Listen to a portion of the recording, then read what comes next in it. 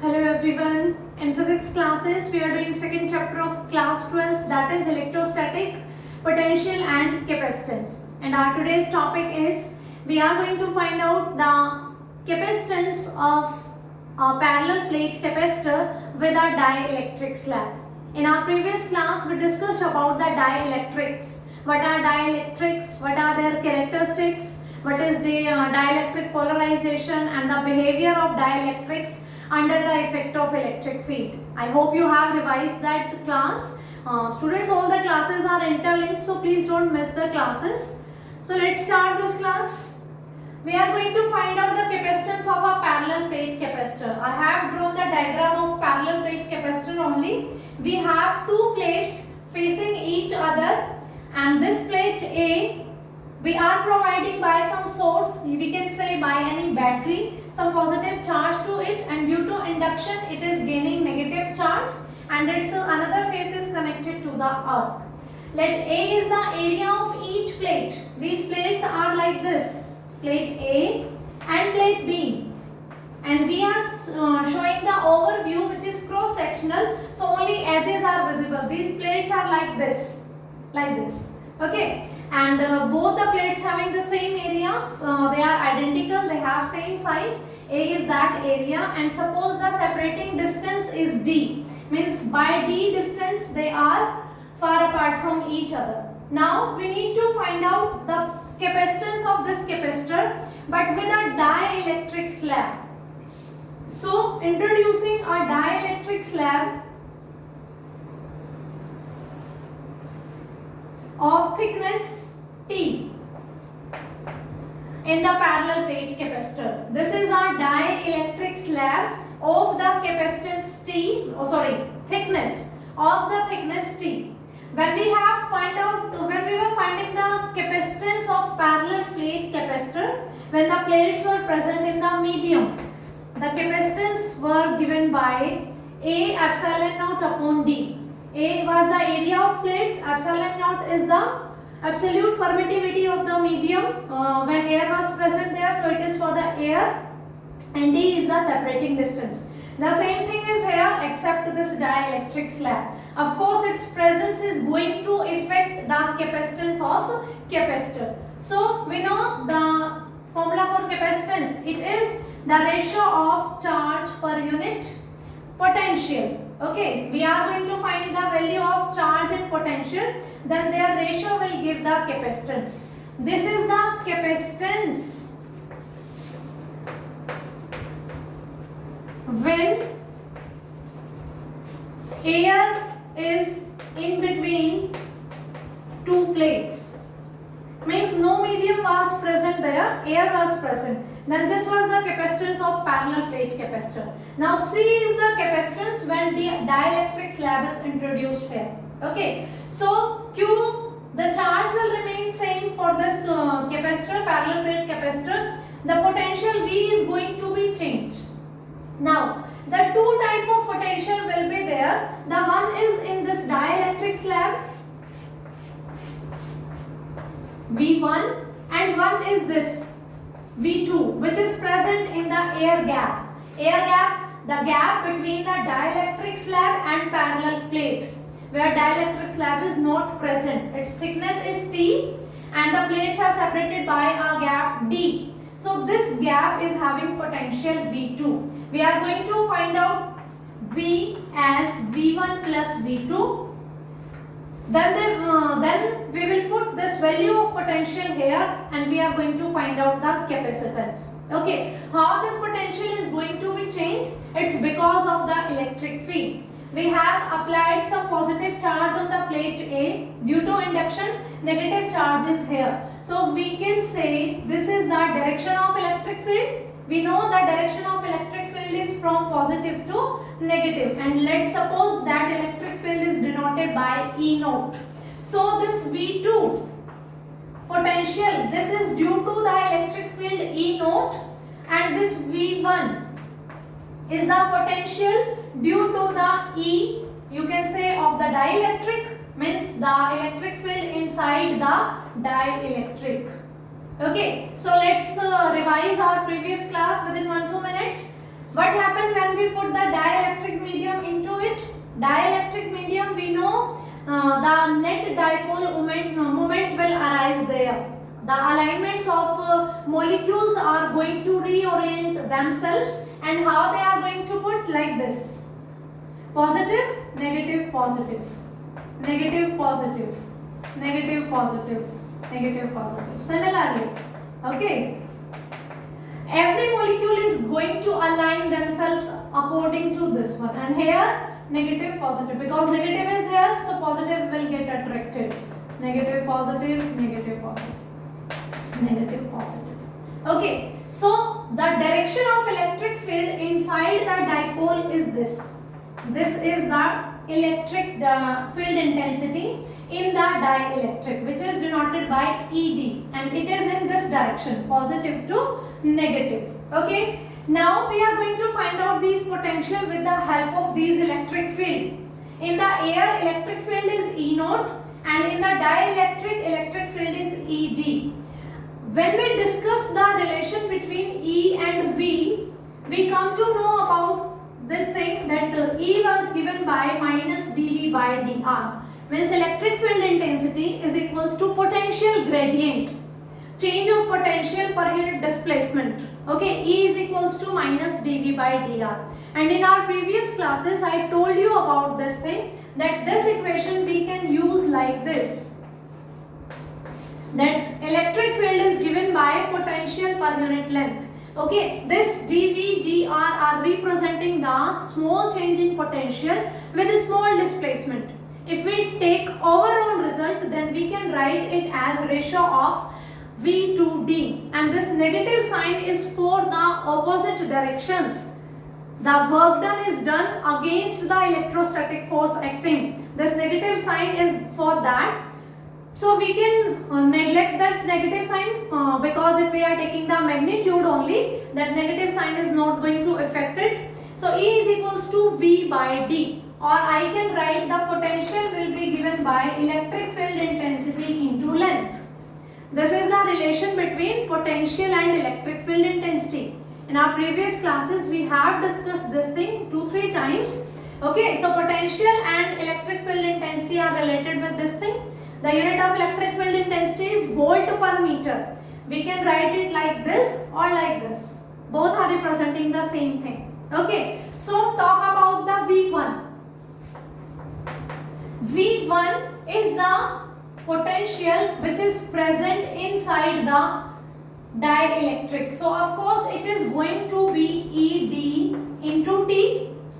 According to this relation, potential is the product of electric field intensity into the length. Electric field intensity in the dielectric is ED, and this length is the thickness of dielectric slab, that is T. And in our previous class, we have discussed about this thing, electric field inside the dielectric. It is given by sigma upon epsilon m into T. For this result, I would like to remind you about this thing also when we were doing the Gauss law. And Gauss law's application, two parallel plates, positive charged and negatively charged. 3 regions were there. We have calculated the electric field intensity in all the 3 regions. If they both are having same charge, then here and here electric field intensity was 0. And in between the plates, electric field intensity was given by sigma upon epsilon naught, where sigma is the surface charge density, because these sheets are planar sheets. They are having 2 dimensions, length and breadth, and epsilon naught is the absolute permittivity of the air, because these 2 plates are present in the air. So electric field intensity relation is given by this one, sigma upon epsilon naught. Sigma is the surface charge density of these sheets. They both are having equal and opposite charges, and sigma is charge per unit area. Looking students, we are doing this current topic, but we are requiring the result of the previous topics. That's why I am saying ki do not miss the classes. Otherwise this link is going to be disturbed and you will see what happened. Topic is not clear. Physics is easy, topics are easy. but the thing is concentration is necessary and continuity is necessary. If you are missing 2 classes and you are attending means in a week 2-3 classes and 2-3 you are missing, then of course you are not going to have the actual concentration, actual impact of the physics on your mind. Okay, so be continuous. So similarly, this was the electric field intensity in the air. Here the electric field intensity will be sigma upon epsilon m, because this dielectric is of some material, and for that absolute permittivity Em we will use. And we also introduced the dielectric constant, which was the ratio of epsilon m to the epsilon naught. In the first chapter when we were doing the Coulomb's law, then we introduced this term K. This was given by K is equals to F naught upon Fm. Okay, force of interaction between two charges in air to the force of interaction between two charges in the medium, or it is in the form of absolute permittivity of the medium to the absolute permittivity of the air. This dielectric constant also we have discussed in the first chapter. So from this one, epsilon m is equals to K epsilon naught. Epsilon m, absolute permittivity of medium, will given by the dielectric constant of that medium into epsilon naught, absolute permittivity of air. So we are going to put this value here, K epsilon naught T, V1.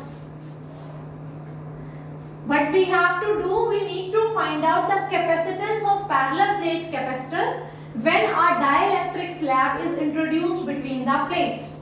So we need potential, and two types of potentials are there, because this dielectric slab is having its own medium and this air gap where the dielectric slab is not present, because its thickness is T, which is smaller than the separating distance D. So air gap is there. Two kinds of potential are there. We have find out the first type of potential, which is inside the dielectric slab. Its thickness is T, its electric field is ED. So V1 is given by ED into T, and ED will be given by sigma upon epsilon m, using the Gauss law as a result. Then here epsilon m will replace by the K into epsilon naught using the definition of dielectric constant. Okay, so here we get the value of V1. Similarly, we are going to find out the value of potential V2.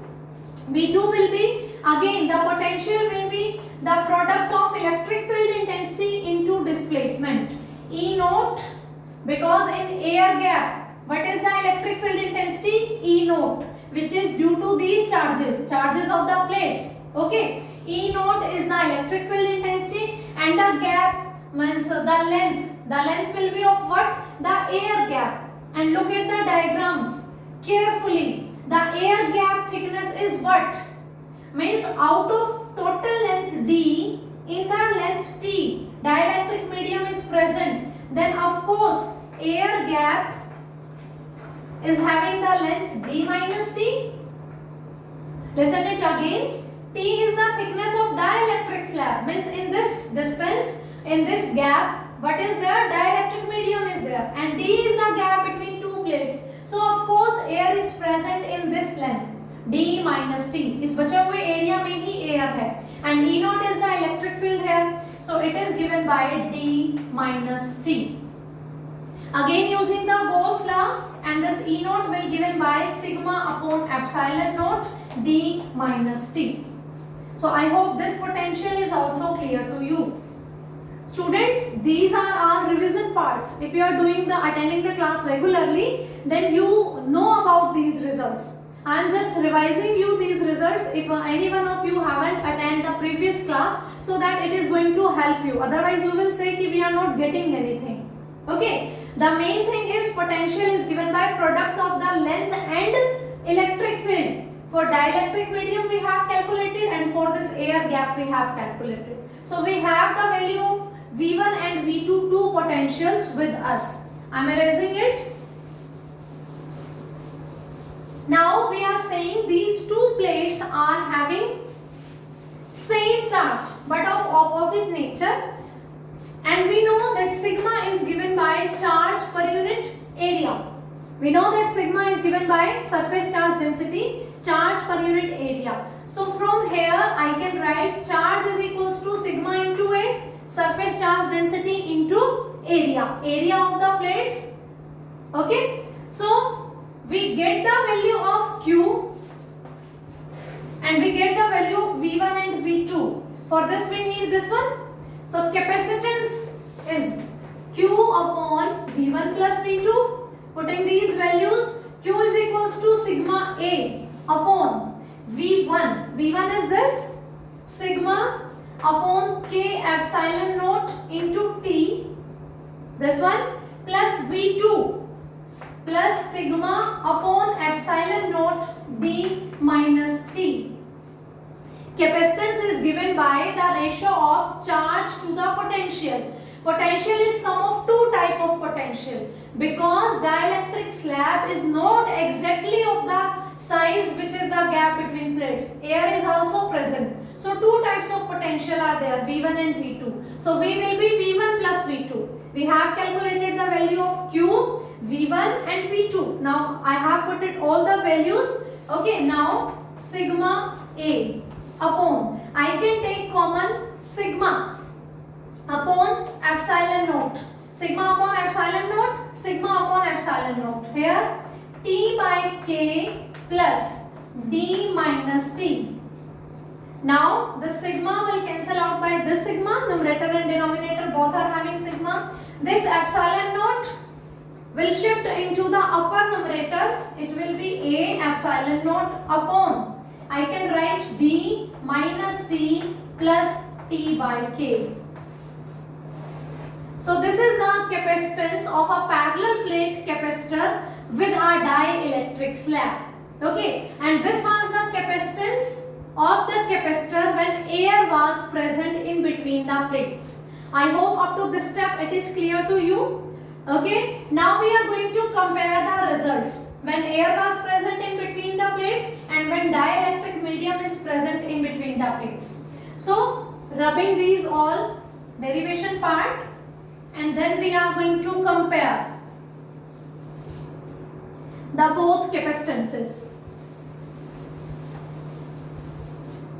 C naught is the capacitance when air is present between the plates, and C is the capacitance of capacitor when dielectric material is present there. It is given by A epsilon naught upon D minus T plus T by K, where K is the dielectric constant, T is the thickness. Of course, the which type of material you are introducing here, what is its dielectric constant, it is going to be play the important role. And when we discussed about the capacitance, we told that the size, shape and the medium in which the capacitor is placed, in all those factors the capacitance is depending. Okay, so look at these two.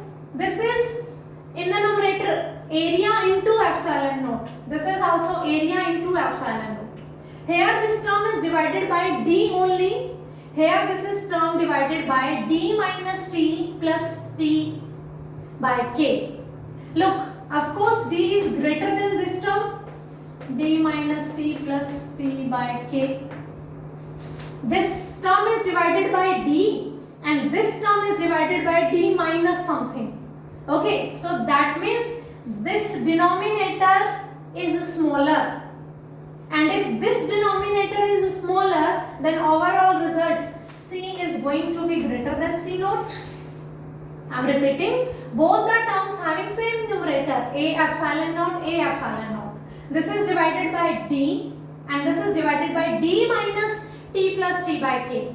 Of course, this denominator is smaller than this one. Means same term is divided by a smaller number, a bigger number. Of course, when we divide it by a bigger thing, the value will be smaller. That's why C naught is smaller and C is greater. Now, what we conclude that when we introduce a dielectric slab in between the plates of a parallel plate capacitor, its capacitance is going to be increased. That means capacitance is increasing on introduction construction of the dielectric slab in between the parallel plates. Its capacitance is going to be increased. I hope this step is also clear to you. Now we are going to discuss about some special cases for this capacitance. And what are these special cases? Listen carefully. The first is, let T is equals to D. Let T is equals to D. What does it mean? That means its width, its thickness of this dielectric slab is of the same order. Means no air gap will be there in the parallel plates. The gap between the parallel plates is completely occupied by the dielectric medium. No air is present there, only a dielectric medium is present. So T is equals to D. Let's put here. C is equals to A epsilon naught D minus T is equals to D plus T is equals to D. Now this D will cancel out by this D, and C is equals to A epsilon naught upon D by K, or I can write K into A epsilon naught upon D.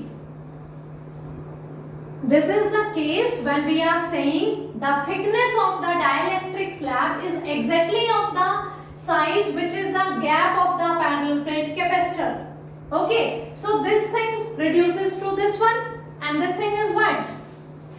Capacitance of a capacitor when only air is present there. So it is C is equals to K into C naught. We are saying now that capacitance will increase. How much increase? It depends on the value of K. If the thickness is same, means complete gap is filled by the dielectric medium, so only multiply the capacitance with the value of K, dielectric constant of that medium, you will get the capacitance. Okay, now from here K is equals to C upon C naught. In first chapter we defined the dielectric constant in two terms. K was given by epsilon m and epsilon naught, or it was also equivalent to F naught by Fm. And from here we get the thing C by C naught. It is the ratio of capacitance of a parallel plate capacitor with a dielectric medium to the capacitance of the same parallel plate capacitor with air in between the plates. So dielectric constant is just a ratio. It does not have any unit, it does not have any dimensional formula. This thing also we discussed in the first chapter also. But now we have a different formula for this dielectric constant. You can define dielectric constant in the terms of absolute permittivities, in the terms of electrostatic forces, and in the terms of capacitances. It is the ratio of capacitance of the capacitor with dielectric medium to the capacitance of a capacitor with air between the plates. I hope this definition is clear to you and this special case is also clear to you. Just have a look on the board, and if you are feeling any doubt then you can message me. I am going to try to resolve your doubt. Okay, now the second special case is, this was the first one, when the thickness of the dielectric slab is exactly of the same size which is the gap between the plates. Now the second one is, if T is equals to 0. What does it mean? T is equals to 0.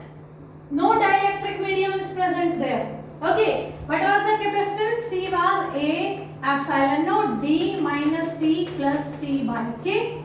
This was the capacitance. Okay, now we are saying if T is equals to 0 means no dielectric medium is present. या तो हमने उसकी thickness को exactly इस gap के बराबर कर दिया या फिर बिल्कुल उसको 0 कर दिया. These two are the special cases. Now put T is equals to 0, A epsilon naught D minus 0 plus 0 by K. So it is A epsilon naught upon D. Of course, it is the capacitance of the parallel plate capacitor when the air is present between the plates. Okay, so I think these two special cases are also clear to you. And that dielectric medium, that's characteristics we have already discussed in our previous class. So for today this is sufficient. We will discuss next topic in the next class. Thank you.